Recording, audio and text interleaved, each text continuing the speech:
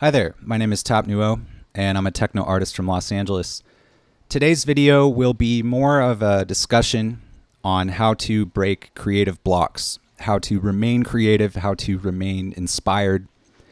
And I'm not really going to be discussing like sound design or stuff like that. This is more broad than that for today's video. But I do have a new project up that you're seeing right now. I can't necessarily play it yet because it hasn't come out yet. What I can say is this is a collaboration with 92 Jaylani, formerly known as Jaylani. It's a combination of Euro rack modular synths with some Pro Tools sound design, as well as some MIDI that you can see here. But I wanted to discuss breaking creative blocks because when I was working on this project, I kind of did come out of a creative slump, and this collaboration EP that I'm doing with 92 Jaylani, it's taken some time, but part of that, I'm not going to cap, is because I have gone in and out of creative slumps. And so I want to today discuss a couple ways that I break that. And I'll do a part 2 for this video. I don't want to overload everyone today. So I wrote a bunch of notes, and I'll probably cover the second half of those in a later video because each week I will be posting some form of content here on YouTube. So I just want to keep that content going, as well as provide different perspective. So one of the first ways that I get outside of a creative slump would be to listen to music outside of the genre that I work in. And personally, I do a lot of minimal techno, a lot of sometimes like warehouse techno, different styles of 128 BPM range, and sometimes electro, whatever. But whenever I'm trying to get inspired, I most often actually don't even listen to techno at all, or even electronic music. I mean, I guess you could say that hip hop is electronic music, but because it's made on computers and it's all produced electronically. But hip hop personally has been a huge source of inspiration for me.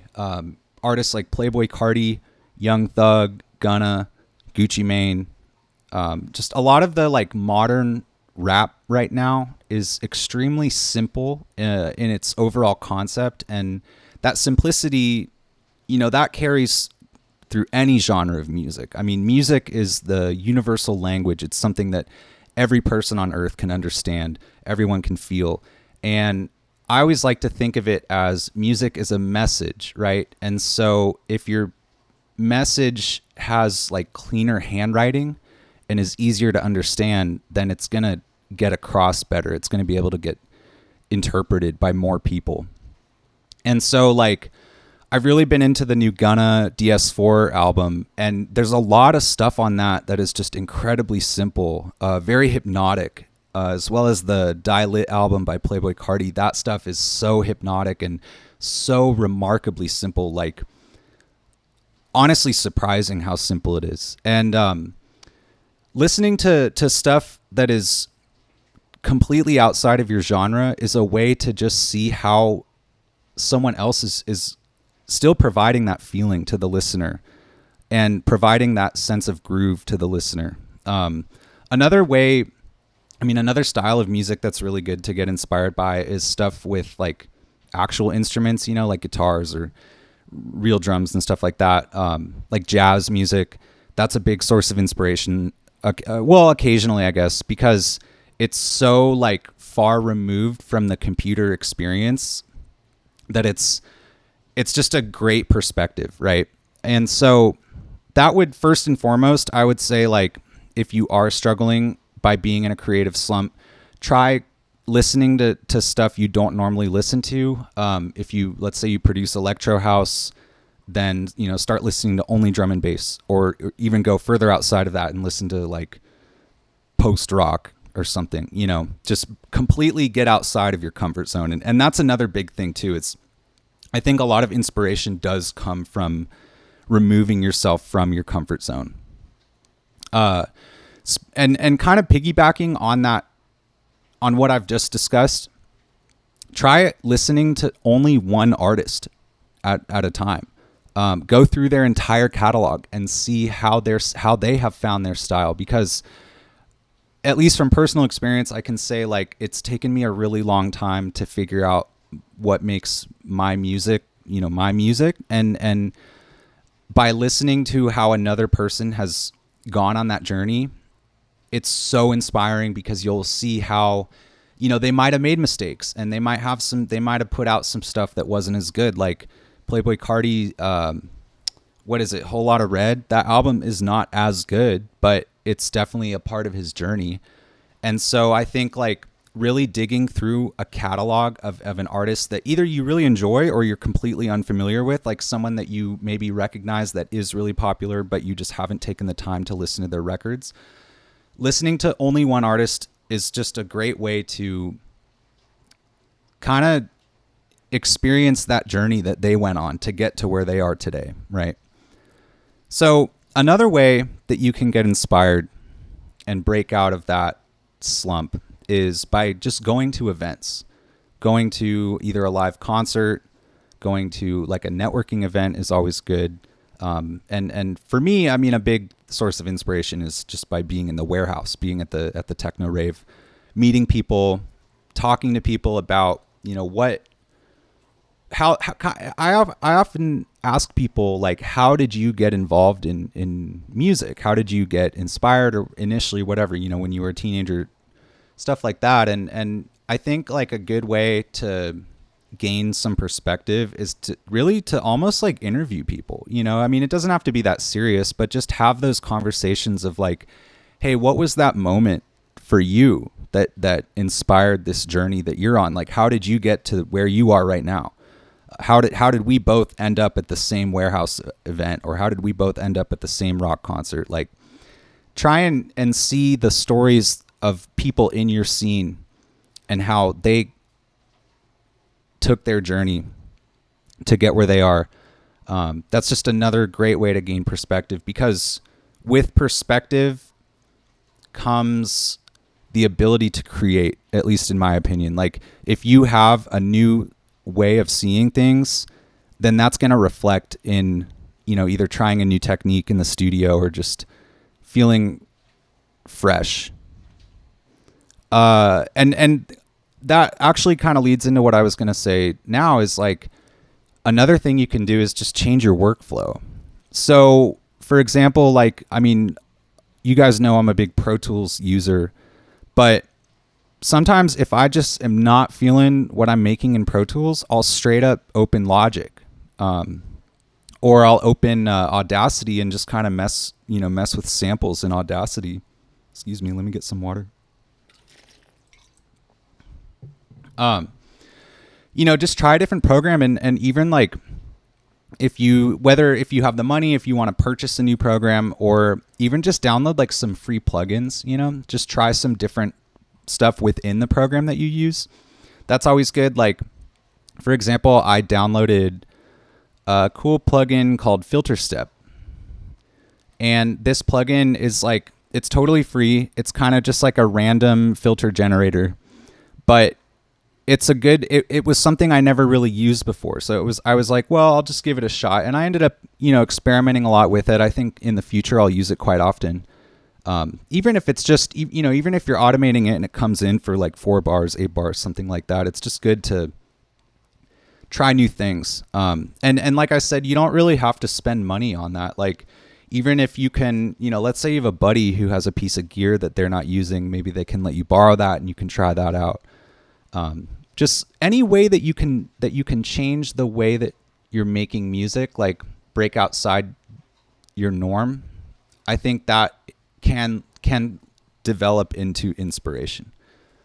Now, this is something that I actually do a lot to get inspired for production, is DJing, right? So I'll just load new tracks into Rekordbox, load up my CDJs, and just DJ. I mean, I oftentimes will go live on Instagram just practicing, and that is a really good way to kind of like study arrangements, and think of how you can produce a track with a DJ set in mind.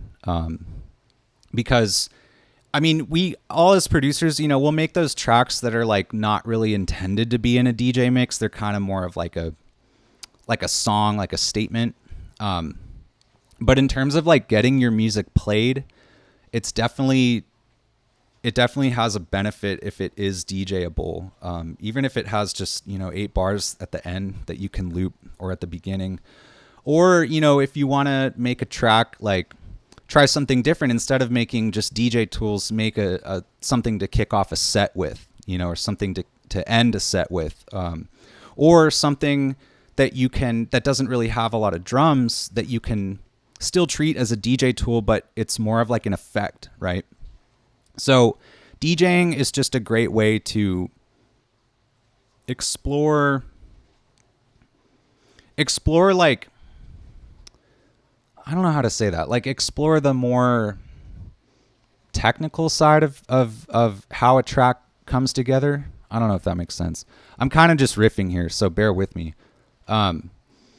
Reference tracks, right? So another thing you can do is in your DAW, just load up a reference track and make markers of where the break is, where the drop is, where the intro, outro, and then kind of like deconstruct it, right? So use those markers of the reference track as a guide of like how you can start to construct your own record. And it doesn't even have to sound the same at all. Like let's say it's an electro house track and you just like the way certain things come in, but you're trying to make an acid techno track. Like you can still use that arrangement and keep the break that length and keep the outro that length, but just think of it as like a shell that you can start to plug things into. And the last 2 things that I'll say for getting inspired, because I'll continue this in a part 2, would be going through samples, right? So like last night, I don't know why, I've just been fixated on Playboi Carti lately, but last night I was looking on YouTube of like videos that show, you know, the record that Playboi Carti has done and then the sample that it was produced off of.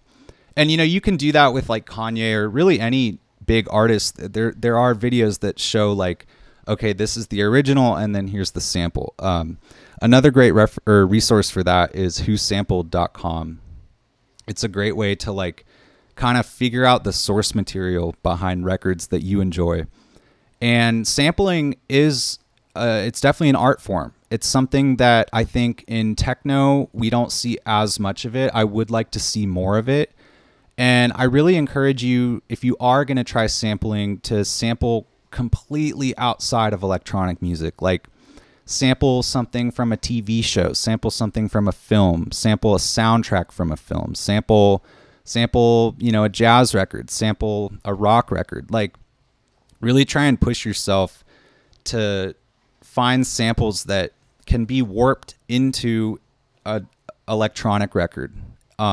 And it doesn't even have to be a big part. Like it could be, you know, one little transient or like a 1 second little piece of material. Like it could be a very small amount of material, even just like a pad or, you know, an arpeggiator or something that you can maybe cut a little loop of. Like just definitely sampling is a way to explore another route to take. And that's like partially why I started sampling Randy Savage and using him as a tag, because it's just like so far out of left field that it ends up catching the listener's ear, right? So if you go and look for stuff to sample, I think there is going to be eventually that one person who is like, wait a minute, that's a sample from X or that's a sample from Y, you know? And that even could lead to inspiring someone else. So just a few things to think about. You know, definitely hit me up in the comments. Like if there's a way that you get inspired, let me know. I'll be covering some more things in part 2. And hit me on Twitter. Hit the like button on this video. Hit the subscribe button. And I really appreciate you guys. Have a great rest of your evening.